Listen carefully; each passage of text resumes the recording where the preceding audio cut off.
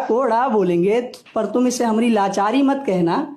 बिहार के हैं हम, पर हमको बिहारी मत कहना, क्योंकि समाज में ऐसा फैला है बदहाली, बिहारी होना हो गया है गाली। और जानते हो ऐसा हम काहे कह रहे हैं? क्योंकि हम बिहारी होने का जिल्लत सह रहे हैं। और गर्जे कोई समस्या है तो इसका निवारण नहीं है, तुम्हें हो बस, इसका कोई दूजा कारण नहीं है। क्योंकि तुम ही हर बार इंसानियत को क्षेत्रीयता के तराजू में तोलते हो। मॉम डैड बिहार से थे, आई एम फ्रॉम दिल्ली बोलते हो।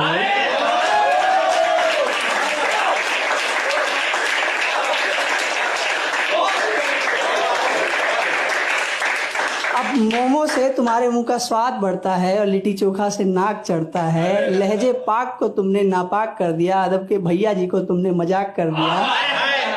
मैं तुमको कह रहा हूं तो सोचोगे कि तुम्हारी खता क्या है। बोल देते हो मजाक में बिहारी, कौन होता है बिहारी तुमको पता है क्या?